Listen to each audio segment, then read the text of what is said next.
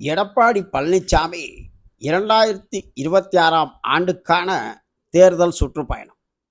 இந்த பரபரப்பான சூழலில் அவருக்கு ஏகப்பட்ட நெருக்கடி. பாஜக கூட்டணி ஆட்சி என்ற நெருக்கடி, பாஜக கூட்டணியை எதிர்த்து கட்சி நிர்வாகிகள் கொடுக்கும் நெருக்கடி. இந்த சூழலில் அன்வர் ராஜா அதிமுகவில் இருந்து விலகி மு.க. ஸ்டாலின் முன்னணியில் திமுகவில் இணைந்தார். இதையடுத்து தற்பொழுது மேலும் ஒரு ஷாக் நியூஸ் எடப்பாடிக்கு.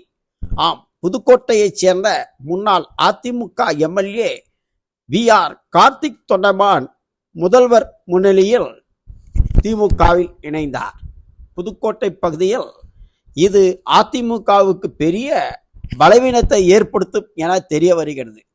தேர்தல் சுற்றுப்பயணம் செய்து கொண்டிருக்கும் இச்சூழலில் அதிமுகவிலிருந்து பலர் கட்சியை விட்டு விலகுவது எடப்பாடி பழனிசாமிக்கு பெரும் நெருக்கடியும் அதிர்ச்சியை ஏற்படுத்தும் என்பது அதிமுக தொண்டர்களிடையே கவலையை ஏற்படுத்துகிறது.